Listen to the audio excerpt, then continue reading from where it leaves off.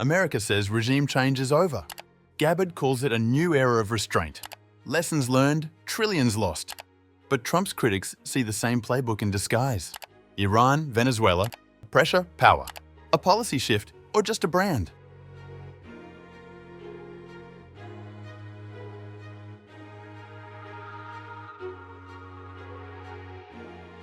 The United States has officially declared an end to its long-running policy of regime change and nation building, according to US National Intelligence Director Tulsi Gabbard. But even as Washington makes that claim, accusations persist that the Trump administration is still pursuing regime change by other means, most notably through covert operations and military escalation in Iran and Venezuela. Speaking at a regional security summit in Bahrain on October 31st, Gabbard described what she called a strategic realignment of US foreign policy, away from efforts to overthrow foreign governments and toward what she termed stability-focused and economically driven objectives. She argued that Washington's emphasis has shifted from political engineering to achieving practical outcomes, citing the ceasefire that halted Israel's conflict with Hamas in Gaza and the end of Israel's 12-day war on Iran after US-led airstrikes on Iranian nuclear facilities. It was a one-size-fits-all approach of toppling regimes, trying to impose our system of governance on others, intervene in conflicts that were barely understood, and walk away with more enemies than allies. Gabbard said the shift reflects hard lessons from past interventions that had cost trillions, taken countless lives, and in many cases created greater security threats. Her remarks were widely interpreted as a public repudiation of the US legacy of interventionism from Vietnam to Iraq and Afghanistan, where nation-building efforts often collapsed into insurgencies, instability, or prolonged occupation. Earlier this year, the US held 5 rounds of talks with Tehran under a 60-day ultimatum set by President Donald Trump.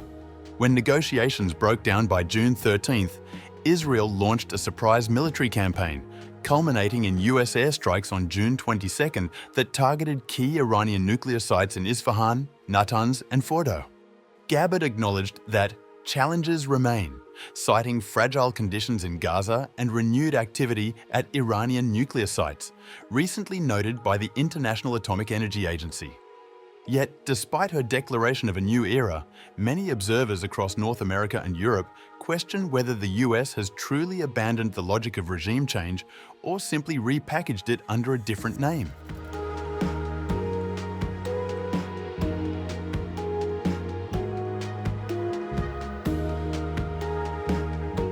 President Donald Trump has continued to face accusations of pursuing regime change, most visibly in Venezuela and Iran, despite official denials from his administration.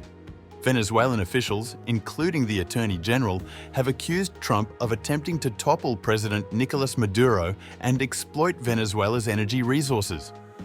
They point to military escalation, economic sanctions, and Washington's refusal to recognize Maduro's re-election after disputed polls as proof of an ongoing regime change effort.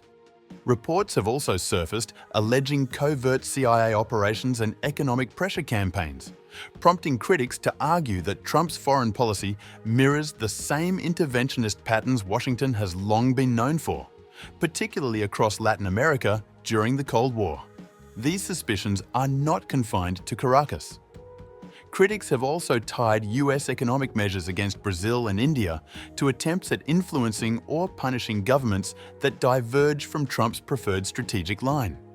While the Trump administration and Gabbard have both insisted that the traditional era of regime change and nation-building is over, many analysts see little evidence of restraint.